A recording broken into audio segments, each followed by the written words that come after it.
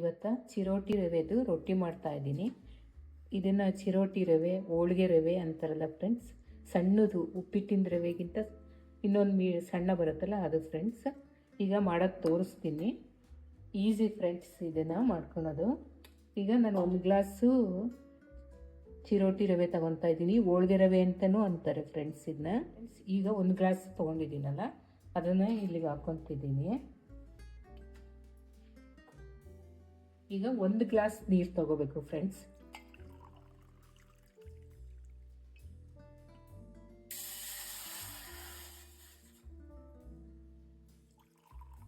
ಸ್ವಲ್ಪ ಮೇಲೆ ಹಾಕ್ತೀನಿ ಫ್ರೆಂಡ್ಸ್. ಇದು ನೀರು ಕುದೀಲಿ ಫ್ರೆಂಡ್ಸ್. ಇದಕ್ಕೆ ಒಂದು ಸ್ವಲ್ಪ ಉಪ್ಪು ಹಾಕ್ತೀನಿ. ಈ ಅಕ್ಕಿ ರೊಟ್ಟಿ ಮಾಡ್ಕೊತೀರಲ್ಲ ಫ್ರೆಂಡ್ಸ್, ಅದೇ ಟೈಪು. ಇದು ಅಷ್ಟೂ ಹಿಟ್ಟು ಮಾಡ್ಕೋಬೇಕು ಫ್ರೆಂಡ್ಸ್. ತೋರಿಸ್ತೀನಿ ಹೆಂಗೆ ಮಾಡ್ಕೊಳೋದು ಅಂತ. ನೀರು ಕುದೀತಾ ಇದೆ ಫ್ರೆಂಡ್ಸ್. 1 ಸ್ಪೂನ್ ಎಣ್ಣೆ ಹಾಕ್ಕೊತೀನಿ. ಗಂಟಾಗಬಾರ್ದು ಅಂತ ಫ್ರೆಂಡ್ಸ್ ಅಷ್ಟೇ.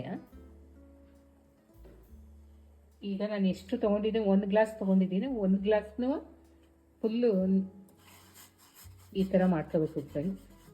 ಸಣ್ಣಗೆ ತುಂಬ ಚೆನ್ನಾಗಿರುತ್ತೆ.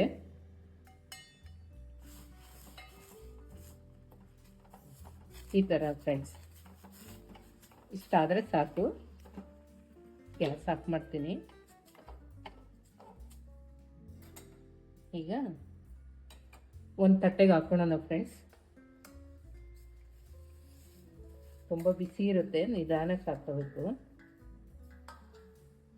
ಈ ಥರ ನಾದ್ಕೋಬೇಕು ಫ್ರೆಂಡ್ಸ್. ಈ ಥರ ನೀವೆಷ್ಟು ಚೆನ್ನಾಗಿ ನಾದ್ತಿರೋ ಈ ಥರ ಅಷ್ಟು ಚೆನ್ನಾಗಿ ಬರುತ್ತೆ ಫ್ರೆಂಡ್ಸ್. ನೀವೆಷ್ಟು ರವೆ ತೊಗೊತೀರೋ ಅಷ್ಟು ನೀರು ಹಾಕಿ ಒಂದು ಸ್ವಲ್ಪ ಜಾಸ್ತಿ ಹಾಕಿರುತ್ತೆ. ಈಗ ಲಟ್ಟಿಸ್ಕೊಳ್ಳೋಣ ಫ್ರೆಂಡ್ಸ್.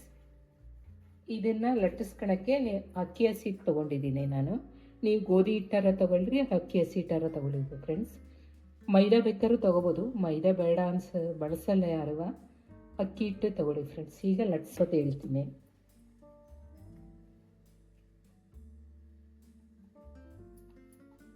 ಎಷ್ಟು ತೆಳ್ಳಗೆ ಬೇಕಾದ್ರೂ ಬರುತ್ತೆ ಫ್ರೆಂಡ್ಸ್. ನೋಡಿ ಹೆಂಗೆ ಲಟ್ಟಿಸ್ತೀರಾ ಹಂಗೆ ಬರುತ್ತೆ.